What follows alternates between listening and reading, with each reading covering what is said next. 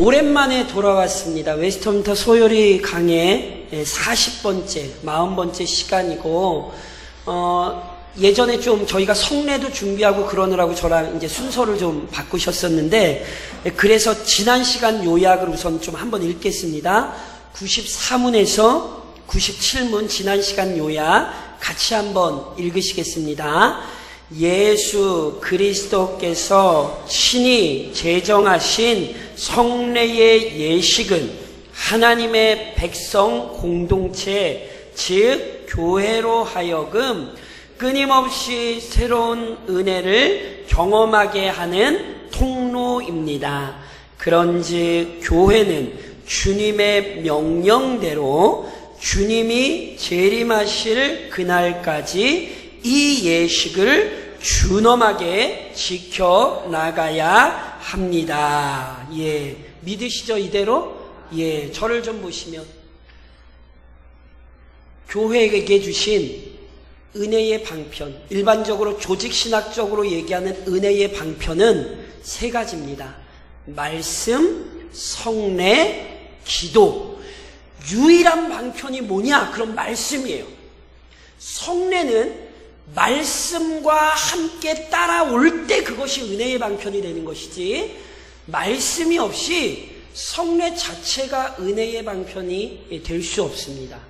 그래서 어찌됐건 말씀, 그리고 그에 따라오는 성례, 그리고 기도는 하나님께서 성도들에게 주신 너무너무 중요한 은혜의 방편입니다.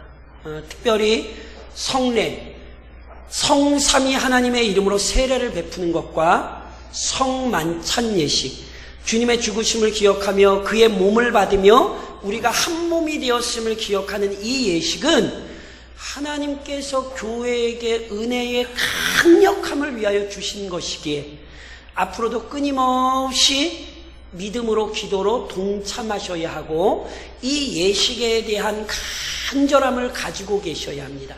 특별히 보세요. 세례는 누구에게 베풀죠? 세례는 누구에게 베풉니까? 예수를 그리스도로 고백하는 자에게 베풀잖아요. 이걸 교회가 왜 끊임없이 해야 되겠어요? 이것 자체가 이미 뭘 보여줍니까? 교회에는 끊임없이 회심하는 자들이 있어야 되는, 그게 교회예요. 그래서 교회는 끊임없이 세례를 베풀어야 되는 거예요. 즉 많은 하나님의 영혼들, 새로운 하나님의 영혼들을 끊임없이 찾아내야 돼요. 그러니까 세례가 되려면 우선 뭐 하셔야 돼요? 전도하셔야 돼요. 선교하셔야 돼요. 선교하고 하는 거 당연한 거예요. 이거 이상한 게 아니에요.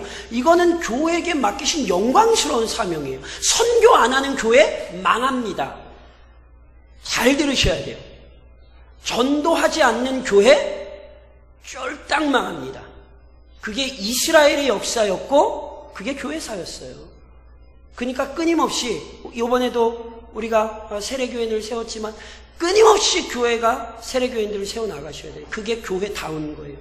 동시에 보세요. 성만찬은 누구만이 받냐 하면 세례교인만이 받아요. 이미 지난 시간에 설명드렸죠. 이건 차별이 아니라 성별이에요. 즉 다시 말씀드리면 성만찬에 참여함으로써 온 교인들이 우리가 그리스도로 말미암아 생명을 얻었고 같은 떡을 받는 거예요. 누구의 몸? 예수님의 몸을. 그러니까 나랑 저 교인이랑 같은 예수의 몸을 먹는 거예요. 그러니까 같은 몸을 먹으니 우리가 뭐예요? 한 몸이에요. 그걸 확인하는 거예요. 그래서 보세요. 세례가 새로운 교인들을 세우는 것이라면 성만찬 예식은 기존의 교인들로 하여금 더 은혜에 견고히 세워지게 할 뿐 아니라 함께 섬기게 하는 일에 힘을 내게 하는 거예요. 그러니까 이 두 가지가 너무너무 중요해요. 그래서 성례에 대해서 저랑 이미 교육을 하셨던 것처럼 이 성례 예식이 얼마나 중요한 예식인지를 기억하시고 이 예식이 끊임없이 교회 안에 시행되며 우리의 신앙이 새로워질 수 있도록 애쓰시고 간절히 사모하셔야 됩니다. 그게 성례입니다. 오늘은 저랑 이제 원래는 이제 순서상으로 아까 은혜의 방편이 3개라 그랬잖아요. 십계명이 끝나고 나서 실은 은혜의 방편의 3가지를 설명을 해요. 말씀, 성례, 기도를 설명을 해요. 그런데 저랑 순서를 바꾸셔서 십계명 끝나고 나서 2번째 성례를 먼저 하신 거예요. 그래서 이제 저랑 잠깐 간략하게 은혜의 방편에 들어가기 전에 십계명 끝나고 나서 율법이 뭔지를 좀 다시 한번 생각하시고 말씀이 뭔지 생각하시고 그 다음에 마지막으로 저랑 기도에 대해서 특별히 소요리 문답이 주기도문을 다시 한번 우리에게 가르치거든요. 그 내용을 마치시면 소요리 문답이 저랑 이제 끝나시는 거예요. 무슨 얘기인지 이해하시겠죠? 그래서 오늘 이제 십계명과 연이어서 그 율법이 뭐였는지 그리고 율법과 연이어 그 은혜의 방편이 어떤 개념이었는지를 설명하는 내용들이 나옵니다. 오늘 82문으로부터 85문인데 제가 82문을 읽겠습니다. 묻겠습니다. 답변하십시오. 인간이 하나님의 계명을 온전하게 지킬 수 있는가?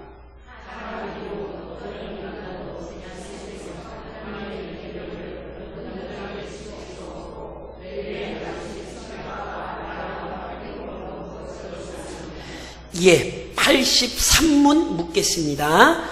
율법을 범한 모든 죄가 동등하게 악한 것인가?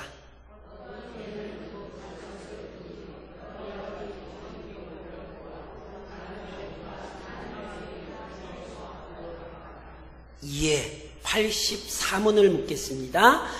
모든 죄가 마땅히 받을 것이 무엇인가?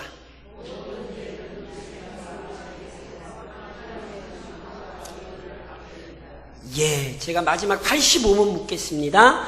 우리의 죄 때문에 받게 될 하나님의 진노와 저주를 피할 수 있도록 하기 위하여 하나님이 우리에게 요구하시는 것이 무엇인가?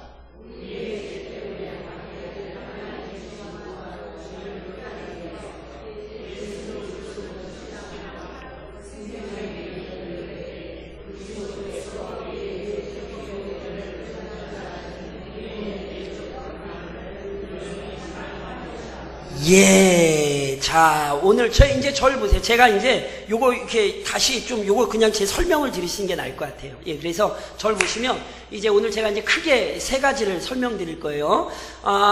원래는 저랑 순서를 바꿔서 십계명 끝나고 저희가 성례를 먼저 했지만 말씀드렸듯이 십계명 끝나고 바로 이제 요 내용이 원래 나오는 거예요. 10번째 계명 끝나고 나서 오늘 저랑 읽으시는 이제 요 문답들이 나오는 거예요. 그래서 우선은 이런 얘기를 좀 하셔야 돼요. 자, 십계명을 할 때 누누이 설명드렸던 것처럼 십계명은 이스라엘 백성을 하나님께서 구원하신 이후에 시내산에 데리고 와서 주셨어요. 그 의미를 잘 기억하셔야 된다 그랬어요. 하나님께서 먼저 이스라엘 백성에게 십계명을 주시고는 야, 지켜봐. 그럼 내가 너희들 애굽 땅에서 꺼내줄게. 안 이러셨다니까요. 우리는 어느 누구도 하나님의 율법을 지킬 수 없는 상황에 있어요. 이미 죄인이에요. 그러니까 우리가 율법을 지켜서 구원을 얻었다라고 얘기하시면 이게 행위구원론이 되는 거예요. 하나님이 이스라엘을 먼저 애굽에서 끌어내셨어요. 그렇죠? 그러니까 우리말로 따지면 그게 중생을 상징하는 사건이라 그랬죠. 거듭남, 죄와 사망이 우리를 다스리고 있었는데 그 가운데서 하나님이 우리를 끌어내신 거예요. 그리고 나서 이스라엘 백성에게 십계명 주시면서 너희는 이제 애굽의 종이 아니라 너희는 내 자녀야. 그러니까 너희는 내 자녀답게 이 말씀대로 살아야 돼. 이렇게 십계명이 주어지는 거라니까요. 십계명뿐만이 아니라 모든 율법이. 오늘 우리 역시 마찬가지로 우리 중에 어느 누구도 율법 지켜서 구원받은 사람 없어요. 저는 태어날 때부터 원래 그리스도인입니다. 하나님이 선택하셨다 이런 말에서 뭐 그런 이야기를 할 수 있지만 우리는 다 원래 죄인이었고 하나님이 그리스도의 은혜 가운데 먼저 우리를 구원하신 이후에 말씀도 깨닫게 하시고 말씀도 사랑하게 하셔서 이제 그 말씀대로 살려고 지금도 열심히 하나님 보시기에 충성하고 계시잖아요. 그렇죠? 이거예요. 그래서 보세요. 참 종교와 거짓 종교의 차이는 우선 여기에서부터 시작해요. 참 종교는 인간이 의롭지 않다. 인간이 스스로 구원을 얻을 수 없다. 이것을 인정하는 게 참 종교의 출발점이고, 모든 거짓 종교는 아니야. 인간은 좀 문제가 있어도 인간은 구원 얻을 수 있어. 인간이 스스로 노력하고 인간이 스스로 수고하고 인간이 하나님 앞에 잘 보이면 인간은 구원을 얻을 수 있어. 인간은 완전히 죄인은 아니야. 이렇게 얘기하는 거예요. 그러니까 보세요. 완전히 죄인이 아니라는 걸 얘기하다 보니까 무언가를 할 수 있다라고 얘기를 하다 보니까 그 행위를 찾는 거예요. 그 행위는요, 다각도예요, 다각도. 그 행위는 다각도. 지난주에도 테러가 또 막 일어나가지고 난리가 났던데, 누님이 말씀드린 것처럼 제가 이제 나중에 언젠가 지금 하려고 좀 벼르고 있는데, 이 시대에 제일 무서운 종교가 뭐라고 생각하십니까? 예, 이슬람입니다. 잘 기억하셔야 돼요. 이것은 지금 우리에게 굉장히 피부로 와닿아 있습니다. 무슨 얘기냐면, 세계 종교 분포도를 볼 때 5명 중에 1명이 지금 이슬람입니다. 이슬람은 마호멧의 명령에 따라 본토에 거주 안 합니다. 외국으로 갑니다. 그리고 결혼하고 자녀를 많이 낳고 이슬람화합니다. 이게 이슬람의 존재 목적입니다. 이걸 누가 명령했냐면 마호메트가 명령했어요. 그래서 아세요? 외국에 가면, 우리나라는 아직 그 정도로 외국에 가면 실제로 5명 중에 1명은 이슬람입니다. 엄청난 거예요. 엄청난 거예요. 이해하십니까? 그래서 이슬람은요, 잘 기억하셔야 돼요. 철저히 행위구원론이고요. 그래서 그런 테러가 끊임없이 자행되는 이유는 제가 예전에도 설명드렸죠. 제가 나중에 제가 지금 언제 할까 지금 고민하고 있어요. 준비하고 있어요. 구원을 얻는 가장 확실한 방법 중에 하나가 순교예요. 그게 조금 말하면 자폭 테러예요. 그렇게 순교하잖아요. 자기만 천국 가는 거 아니에요. 자기에게 딸린 자들까지도 천국으로 이끌어들일 수 있는 상급이 돼요. 그래서 그 사람들이 목숨 걸고 그 폭탄 테러 하는 거예요. 왜요? 그게 곧 뭘 보장해요? 다른 건요, 제가 나중에 다른 건요, 완전하게 구원을 보장을 못해요. 그런데 순교만큼은 확실히 구원이 보장돼요. 그러니 그거 하겠어요? 안 하시겠어요? 하시죠. 왜 안 해요? 예수 믿으니까 안 하시는 거지, 예수 모르고 거기 밑에 들어가 있으면 하시는 거예요. 그래서 정신을 바짝 차리셔야 돼요. 지금도 이 세상은 끊임없이 예수 외에도 구원이 있다고 얘기를 해요. 그러니까 우리는 누구만 의지해요? 예수만 의지해요. 게다가 예수를 의지하지만 이 땅에 살아가는 동안에는 우리에게 완전함이 없다니까요. 누누이 설명드린 것처럼 마틴 루터가 이런 표현을 썼어요. 구원받은 죄인이라고. 그러니까 여전히 우리가 이 땅에서는 연약함을 가지고 있어요. 로마서 7장에 보면 그래서 바울이 탄식하잖아요. 오호라 나는 곤고한 사람이로다. 이 사망의 몸에서 누가 나를 건져내랴. 왜냐하면 분명히 하나님 뜻대로 살고 싶은데 그 마음 안에 끊임없이 악한 생각이 솟아나고, 그래서 실제로 악한 일들을 따라가는 거예요. 그러니까 선과 악의 충돌이 외부에 있는 게 아니라 자신의 안에 있다는 사실이 바울을 깨달아요. 그래서 탄식하는 거예요. 오호라 나는 공고한 사람이다. 그게 그리스도인의 모습이에요. 믿음 안에서 열심히 살려고 순종하고 하나님 말씀대로 살려고 분투하지만 우리는 연약함이 있습니다. 그렇죠? 그래서 이것과 관련하여 2가지를 다 주의하셔야 돼요. 저를 좀 한번 따라 하시겠어요? 완전주의. 예, 완전주의. 완전주의란 이 땅에서 완전함을 얻을 수 있다고 가르치는 교리입니다.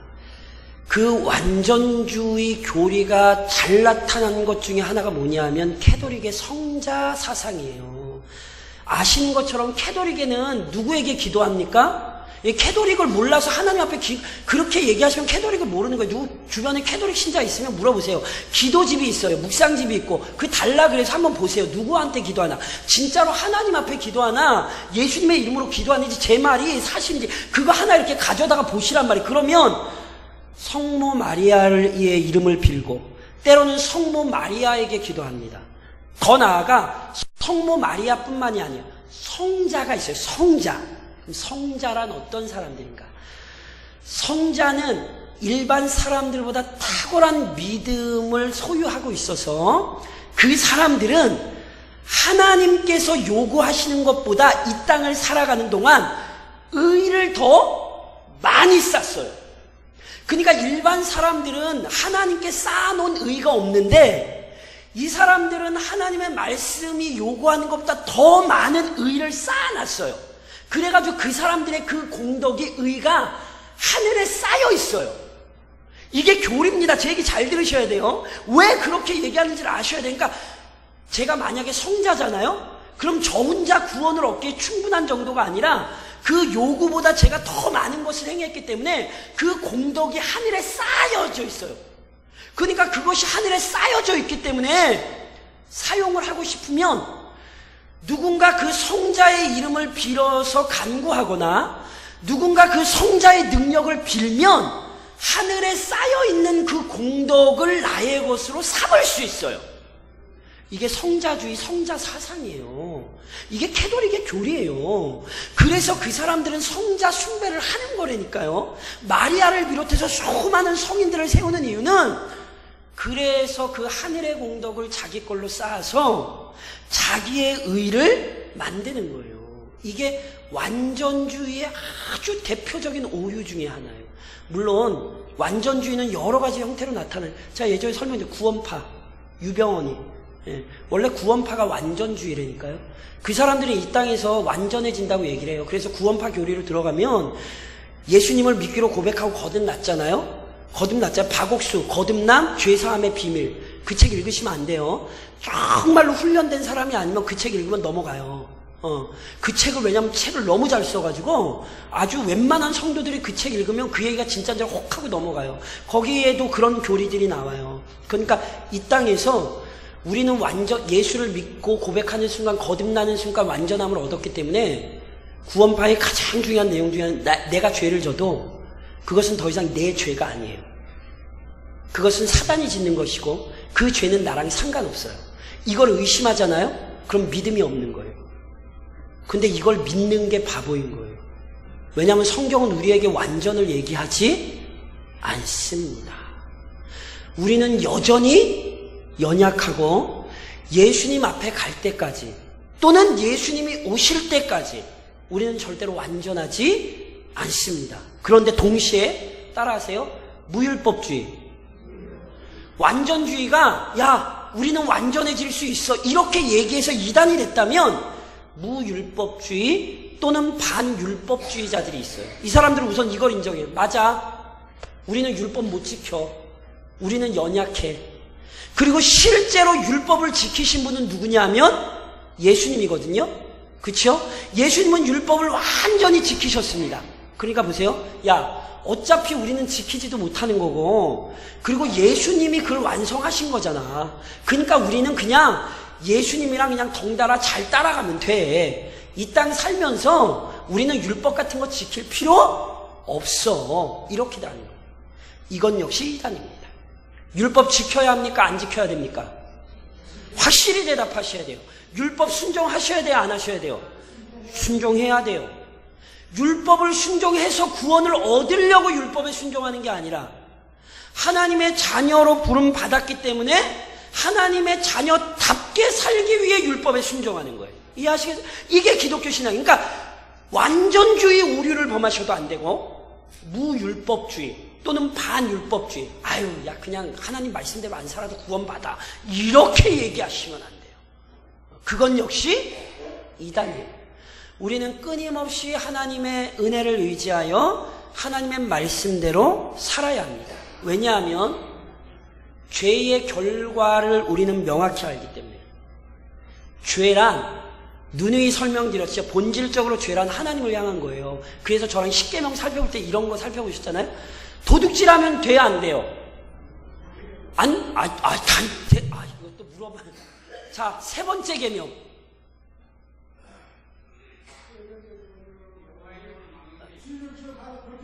세 번째, 네 번째 계명이 같이 나왔네요. 세 번째 계명은 여호와 이름을 망령되이 일컫으면 안 되고, 네 번째는 안식일을 기억하여 거룩히 지켜야 되죠. 여섯 번째 계명.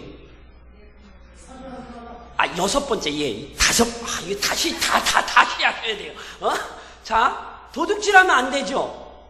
사람 거 도둑질하는 거예요? 하나님 거 도둑질하는 거예요? 하나님 거 도둑질하는 것도 있어요. 우리의 인생 누구 거예요? 하나님 거예요. 그러니까 내 인생 막 살만 도둑질하고 계신 거예요. 내 시간 내 거라고 생각하시면 안 돼요. 하나님이 허락하신 거예요. 그래서 그리스도인은 절대로 막 살면 안 돼요. 왜냐하면 그 도둑질하고 계신 거예요. 그런데 실은 사람 것도 도둑질할 수 있죠. 근데 사람 것 도둑질하면 안 되는 이유는 왜 안 되는 줄 아세요? 그때 말씀드렸잖아요. 그거 하나님이 나한테 주신 게 아니라 그 사람에게 주신 것이기 때문에 그래요. 그러니까 사람의 것 도둑질하면 단순히 그 사람의 거 훔치는 걸로 끝나는 게 아니에요. 하나님이 그 사람에게 주신 건데 그걸 내가 가져오는 거잖아요. 그러니까 사람 것 도둑질하는 게 아니라 하나님을 향하여 대적하는 거예요. 하나님이 주신 질서를 어그러뜨리는 거라니까요. 그러니까 잊지 마세요. 모든 죄는 하나님을 향하는 거예요. 잠언이 우리에게 아닌 것처럼 가르쳐 주는 것처럼 사람을 무시하면 그 사람을 창조하신 지으신 하나님을 멸시하는 거라고 했어요. 그러니까 이게 얼마나 무서운 말씀인가를 이해하셔야 돼요. 죄는 절대로 사람을 향하고 있는 게 아니에요. 죄는 하나님을 향하고 있는 거예요. 그래서 죄는 심판받아 합당한 거예요. 그런데 성경은요, 모든 죄는 하나님의 심판을 받아 합당해요. 아멘이세요? 그러니까 아무리 작은 죄라도 심판을 받아 합당한 거예요. 그런데 동시에 성경은 분명히 죄 가운데에도 더 악한 죄가 있다라고 얘기해요. 그래서 예를 들면 잠언 같은 데 보면 이런 말씀이 있어요.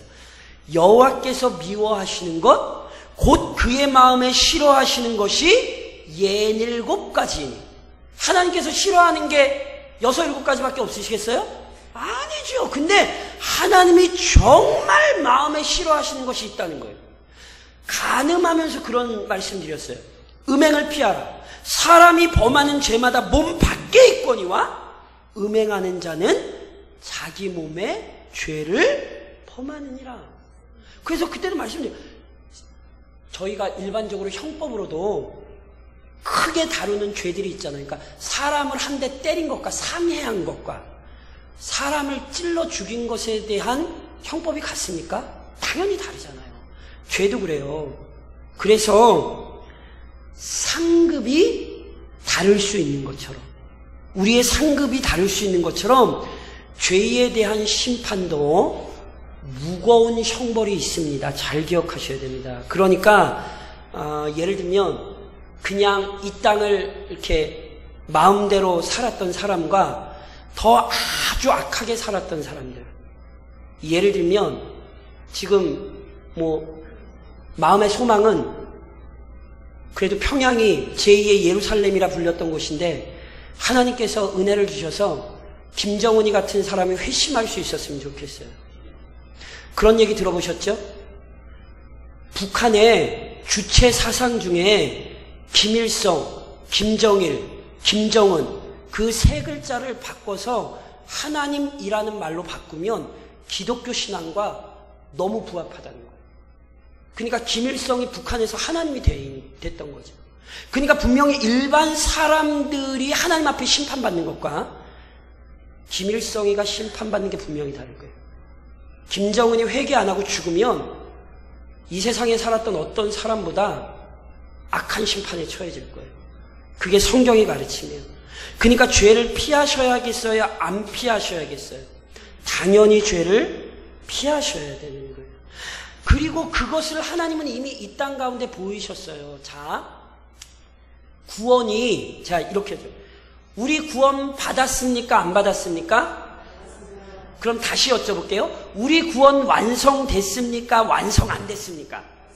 그렇죠. 구원 받았는데 아직 완성 안 됐잖아요. 예수님 재림 하셔야 되고 모든 사람 부활해야 되고, 그래서 예수님 앞에서 영원한 형벌이든지 영원한 복이든지 심판받고, 그리고 나서 우리 이제 영원한 나라 들어가는 거잖아요. 그렇죠? 심판도 마찬가지예요. 심판은 이미 이 땅에서 이루어지고 있습니다. 오전에 설명드렸듯이 죽음은 심판의 아주 중요한 증거입니다. 그래서 이미 주변에서 죽는 사람들의 모습이 우리에게 이걸 가르쳐요. 너희 심판 있다. 너희 심판날 있다. 그러니까 죽어가는 사람들을 보시면서 그걸 깨달으셔야 돼요. 하나님이 심판하실 때가 있다. 하나님이 심판하실 때가 있다. 그러니까 지금도 심판이 현세에서도 이루어져요. 그리고 꼭 죽음이 아니더라도 악한 일들에 대한 심판을 악인들이 이 땅에서 받아요. 예를 들면 국정농단의 사태가 우리에게 그 사실을 깨닫게 하잖아요. 한때는 뭐 하늘을 날아다니던 새를 떨어뜨렸을지 모르지만 지금은 감옥에 들어가잖아요.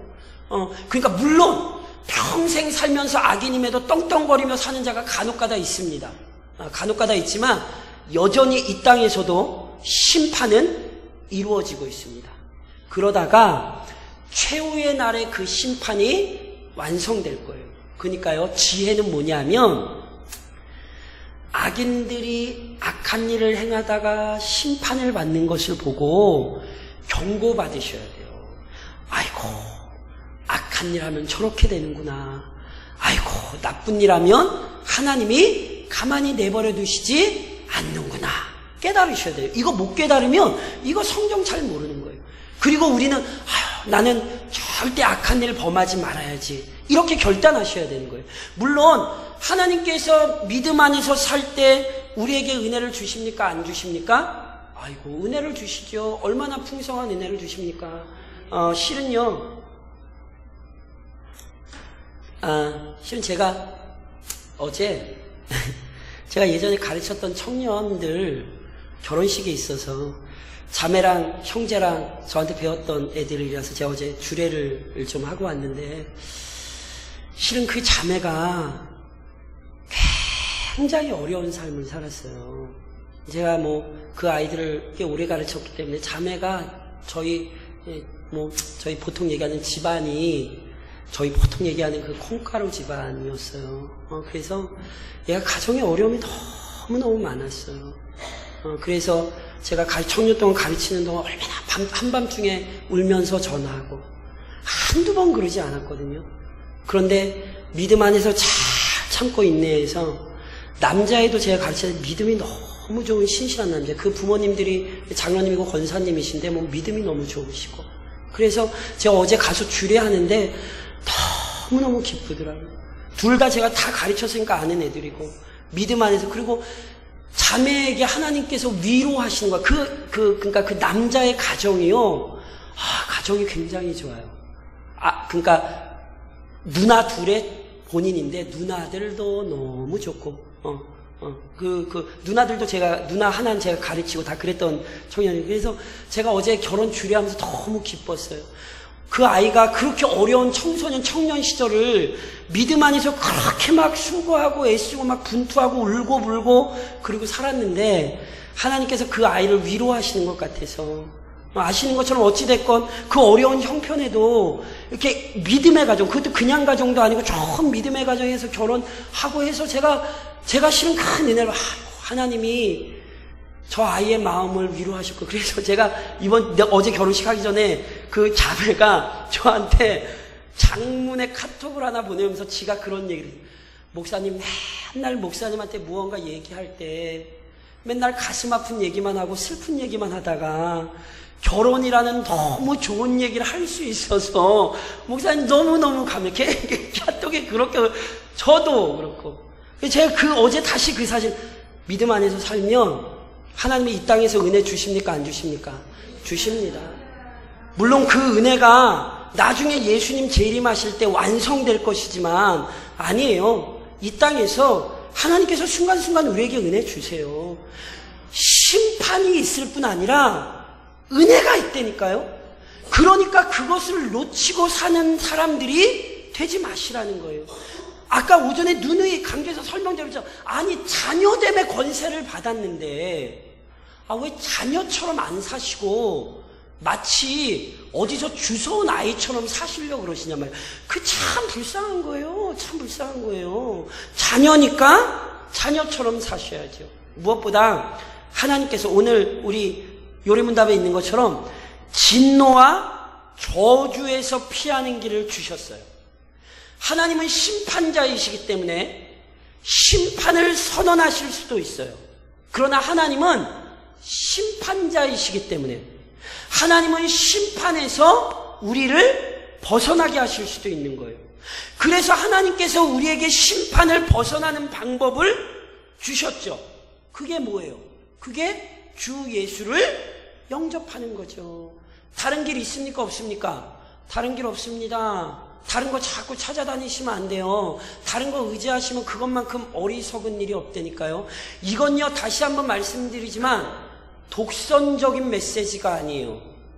이거 외에는 답이 없는 거예요. 인생은 예수 만나야 돼요. 믿으세요? 그러니까 포기하시면 안 돼요. 아무리 지금 소망 없는 인생처럼 보여도 예수 만나고 그가 하나님의 택한 자라면 그에게 소망이 있는 거예요. 그러니까 절대로 포기하지도 마시고 좌절하지도 마시고 믿지 않는 가족 식구 구원하시기 위해 예수를 선포하셔야 돼요. 다시 한번 그거 외에는 방법 없어요. 제발 안 믿는 가족들에게 딴 얘기하지 마세요. 무식하다는 얘기 듣고 끈질기다는 얘기 듣고 뭐 하여튼간 그래도 예수, 오직 예수, 그게 우리의 답이에요. 그리고 하나님께서는 그 예수 안에서 우리가 풍족히 그 은혜를 누릴 수 있는 방편을 주신 거라니까요. 그게 은혜의 방편이라는 거예요. 이제 다음 주에 그것을 이제 조금 더 자세히 살펴보실 거예요. 저를 좀 한번 따라 하시겠어요? 은혜는 언제나 있다. 믿으세요? 제가 오늘 새벽에 요나 얘기하면서 그런 말씀 드렸어요. 요나 하면 못 떠오르세요? 도망가는 것밖에 안 떠오르세요, 집사님? 어디 도망치고 싶으시구나. 요나 하면 못 떠오르. 요나 하면 뭐 당연히 물고기 뱃속에서 3일 동안 있던 거죠. 그쵸? 기적입니까? 아닙니까? 사람이 물고기 뱃속에 들어가서 3일을 살 수 있어요? 없어요? 그죠. 하나님이 하시면 할 수 있죠. 그래서 우리는 그걸 기적이라 부르죠. 그런데 보세요. 하나님이 요나를 가르치신 건 단순히 우리가 놀랄 만한 그 기적만은 아니었어요. 요나가 니느웨 사람들이 회개하는 게 너무너무 꼴보기 싫었어요. 그냥 하나님이 저주를 내리셨으면 좋겠는데 하나님이 저들에게 은혜를 주신 게 너무너무 싫어서 3일 길을 가야 되는 거 꼴랑 하루 가고는 내가 저놈들 망하는 꼴을 봐야 돼. 그리고 산호에 올라가서 니느웨 성을 보고 있었어요. 그때 하나님께서 자연의 섭리로 때로는 박넝쿨이 자라게 하시고 때로는 박넝쿨을 갉아먹는 벌레가 생겨서 박넝쿨이 사라지게 하시고 때로는 자연의 섭리에 따라 동풍 뜨거운 바람을 부시고 이런 일들을 일으키시거든요. 그런데 박넝쿨 자라는 거 기적입니까? 안 기적입니까? 저 밭에 토마토를 심었는데 토마토가 자랐습니다. 기적입니까? 안 기적입니까? 이건 자연의 질서잖아요. 콩 심은데 콩 나고? 그쵸, 그거는 하나님이 세우신 자연 질서라니까요. 그러니까 박넝쿨도 자라고, 아니 꽃에 벌레가 꼬이는 게 당연한 거예요? 이상한 거예요? 아니 꽃이라서, 다들 우리 여성분들 꽃이라서 남자가 와서 이렇게 꼬시셨어요? 안 꼬시셨어요? 꽃에 벌레가 오는 게 당연한 거죠. 그러니까 박넝쿨에 벌레가 생겨서 벌레가 그걸 갉아먹는 거 당연한 거잖아요. 뜨거운 동풍, 그건 그 지역에 뜨거운 동풍이 부는 건 자연현상이라니까요. 무슨 얘기인지 아세요? 원래 평상시에 계속 일어나던 일이에요. 그런데 놀랍죠? 하나님이 평상시에 일어나던 일을 통해 요나를 가르치셨어요. 이게 굉장히 중요하다는 사실을 잊으시면 안 돼요. 우리는 예수를 믿으면 맨날 뭔가 이상한 일들이 펑펑 생기는 거라고 생각을 해요. 필요하다면 하나님이 일으키실 거예요. 필요하다면 하나님이 이따만한 물고기 뱃속에 들어가게 하실 거예요. 그러니까 필요하다면 하나님이 언제나 기적을 일으키세요. 그러나 하나님은 대부분의 경우에 우리의 일상에서 일반적으로 일어나는 일을 통해 우리를 깨우치십니다. 오늘 가정에서 원래 있던 일들 속에 하나님은 나를 가르치시는 거예요. 우리 남편이 왜 그러죠? 그게 하나님이 가르치시는 방법이라니까요. 우리 애가 또 사고를 쳤네요. 뭐가 새로워요? 원래 그랬잖아요. 근데 그걸 통해 하나님이 가르치시는 방편이라니까요. 이걸 놓치시면 안 돼요. 제가 누누이 말씀드린 것처럼 오늘 내가 있는 그곳이 하나님이 나를 가르치시는 장소예요. 그런데 우리는 이걸 자꾸 잊고 사는 거예요. 그 모든 게 다 우리를 일으키며 우리를 세우는 은혜의 방편이 되고 있는 거예요. 실은 말씀, 성례, 기도만이 아니라 우리의 오늘의 일상적인 모든 삶이 우리를 뒤바꾸는 하나님의 은혜임을 기억하셔야 합니다. 그게 하나님께서 우리에게 날마다 은혜를 베푸신다는 사실을 인정하는 사람들의 삶이란 말이죠. 그래서 이 은혜를 기억하시되 예수 그리스도를 끝까지 의지하는 복을 누리셔야 돼요. 제가 누누이 강조해서 말씀드리죠. 신앙은 끝까지 가봐야 알아요.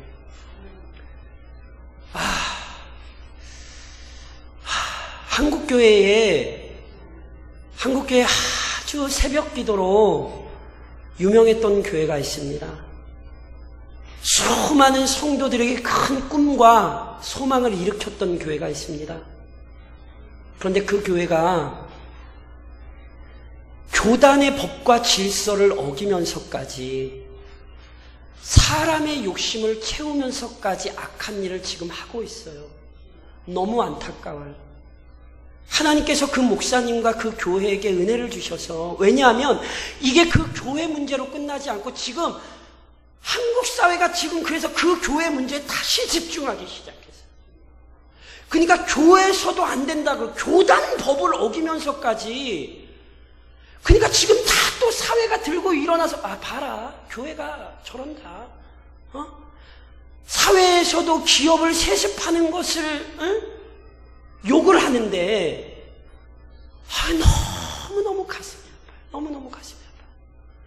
신앙 끝까지 봐야 돼요.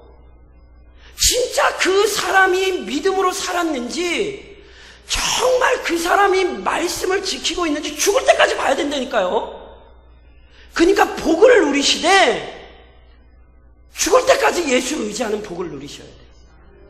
그러니까 뭐 젊을 때 예수 잘 믿고 젊을 때 헌신하고 끝까지 가야 돼요. 끝까지 가야 돼요.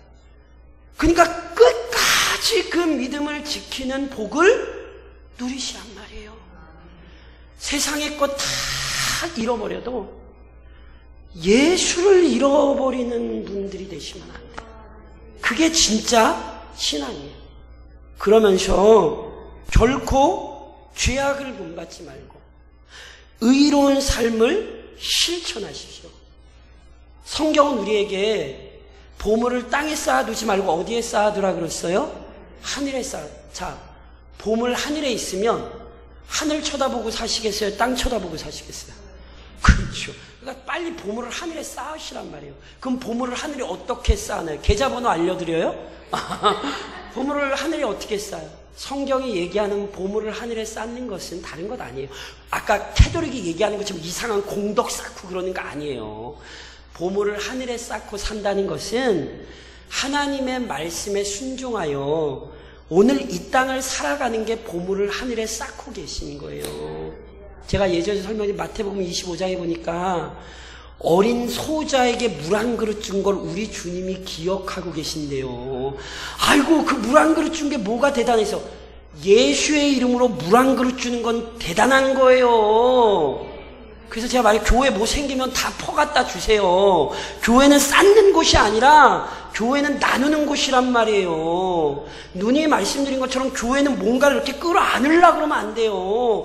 교회는 물질을 모으는 곳이 아니에요. 지금 보시란 말이에요. 그렇게 물질 모으더니 욕심에 눈이 멀어서.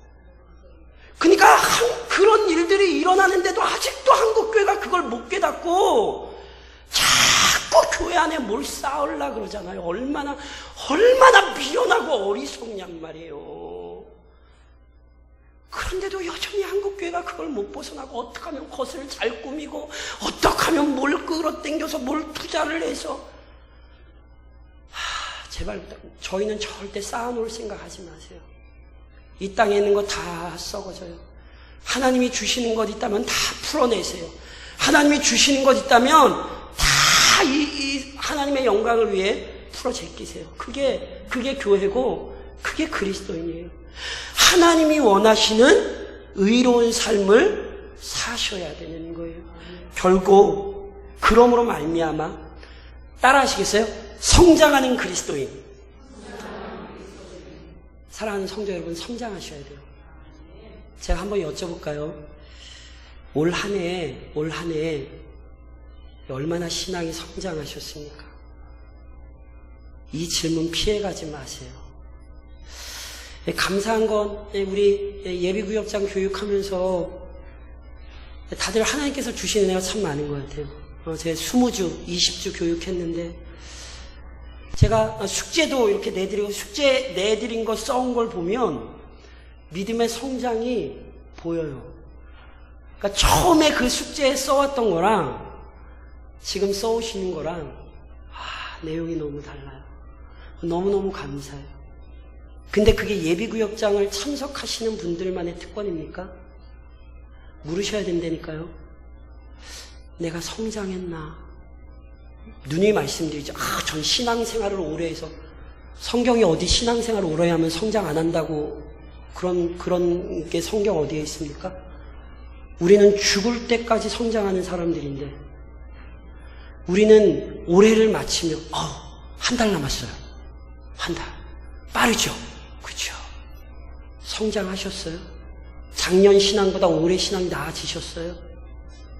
두렵고 떨림으로 마무리하십시오. 신앙을 점검하며 올 한 해를 마무리하십시오. 그래서 행여나 하나님 앞에 성장이 보이지 않는다면 다시 은혜를 간구하며, 때로 부족한 부분들을 회개하며 2018년은 더 많이 성장하기를 소망하며 출발하셔야 돼요. 그렇게 출발하시는 2018년이 되셔야 돼요. 왜요? 은혜의 방편. 하나님은 여전히 자신의 백성이 성장하도록 은혜를 쏟아 부어주시는 분입니다. 그러니 그 은혜 안에서 날마다 성장하시기를 우리 주님 이름으로 부탁드립니다.